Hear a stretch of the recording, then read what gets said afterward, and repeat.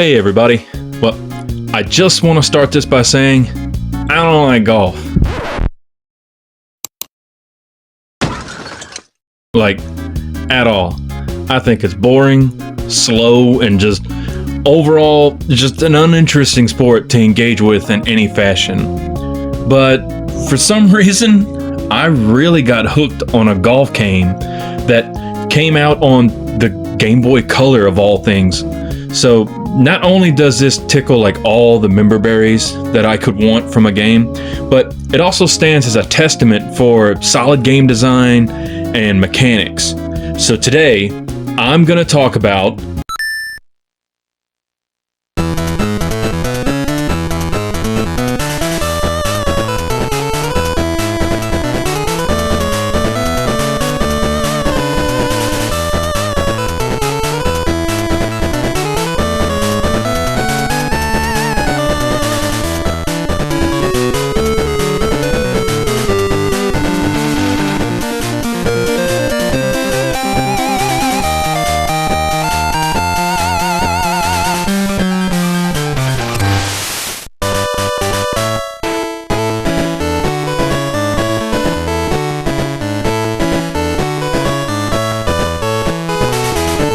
Now this game literally came out of nowhere for me, and it almost instantly became one of my favorite games to play, for whatever reason.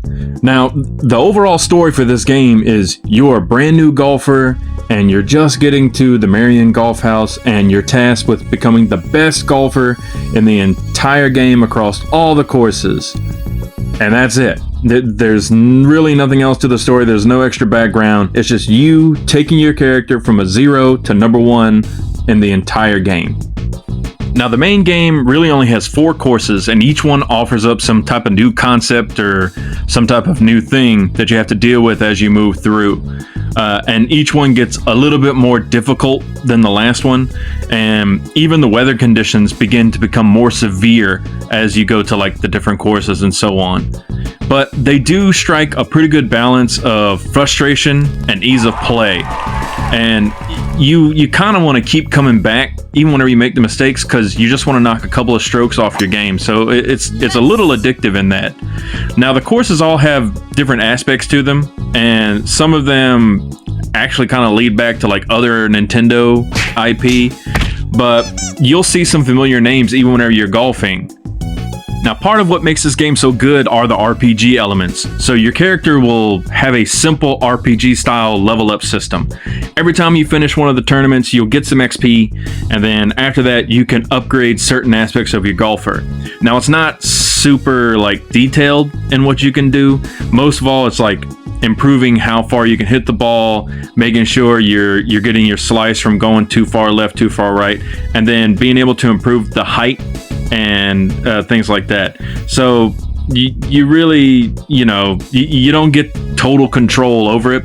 And then as the game goes on, you'll find that it kind of boils down to you just need to like get into distance, because your other stats, they move around a lot even after you already stack them. And after you progress the game just enough, you'll unlock the golf house in the middle of the game that allows you to equip different clubs. One club is meant strictly for distance, like you're gonna lose the ability of control for a little bit, but then the other one is a high control club, but you lose some distance. So you just pick whatever works best for your style of play. If your character is just a strong arm character, then of course pick the long distance.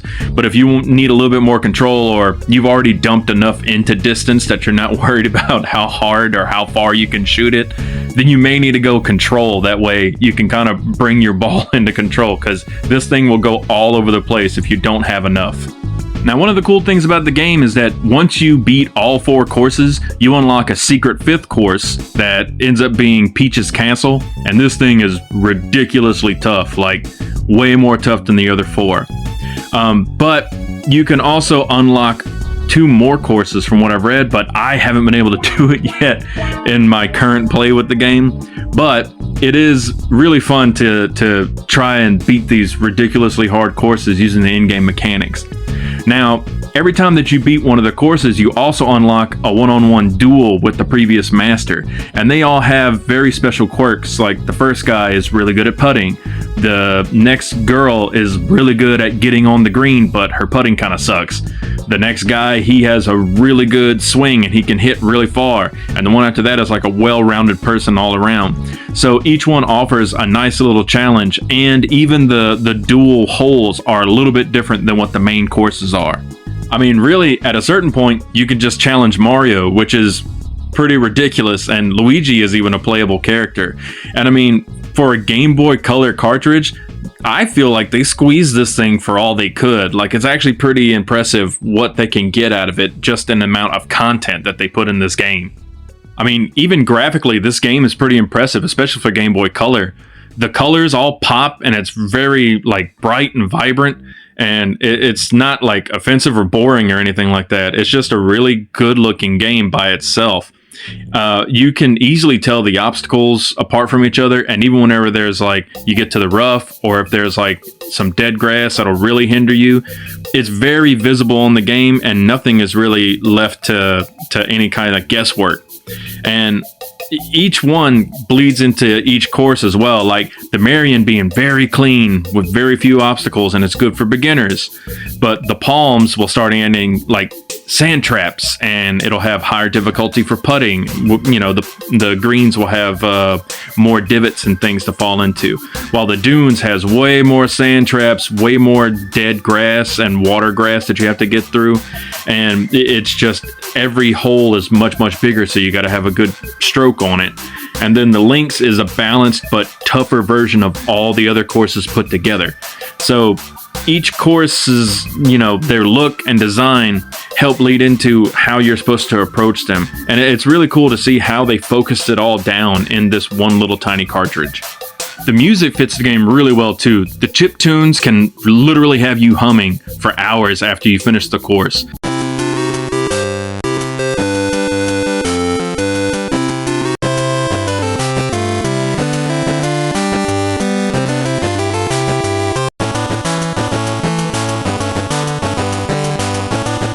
It's really light and energetic, and it keeps the atmosphere nice and light and fun.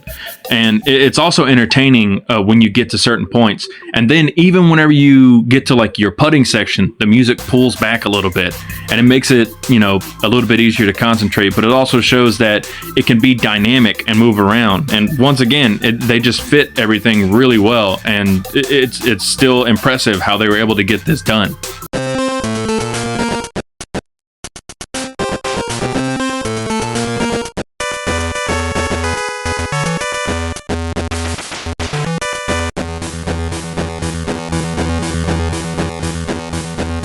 The controls, of course, have to be very simple, being that it's on the Game Boy Color. So all you have is the A and B button, and they even utilize the D-pad to help add, you know, a little bit of extra, being that they don't have the extra buttons.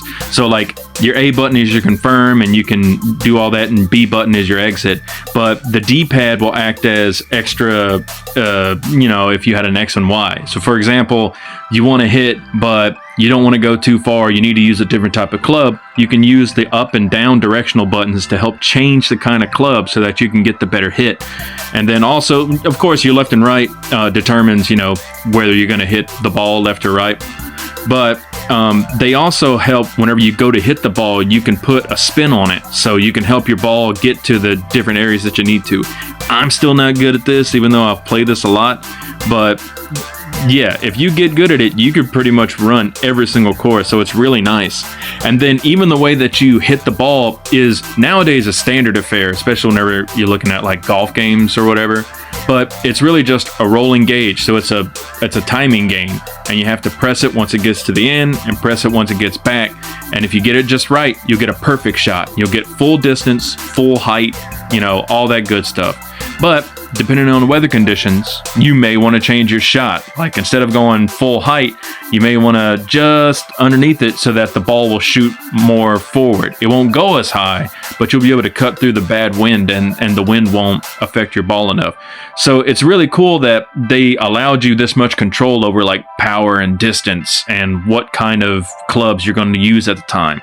Now, of course, nothing is perfect. there are a few caveats that come with this game. Like sometimes, even though the courses do show a lot of the major like hazards and stuff that you got to go through, there are in some courses like a weird curve that happens even though your ball should be going straight, or sometimes the divots that they put on the putting green will actually affect your ball more than what it's saying. Like instead of being a light divot that should only affect your ball a little bit, sometimes it goes a little bit further and it causes your putt to go way off to the side. During the Masters duels, the computers will rubber band hard, and I mean really hard. Like they'll make some of the sickest shots you've ever seen, like chipping in from way off the green.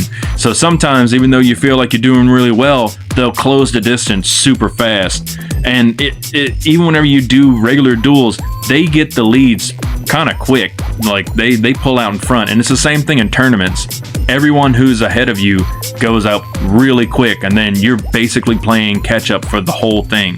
It's very rare that you find yourself leading the pack until around like maybe I'd say the 4th to 6th hole.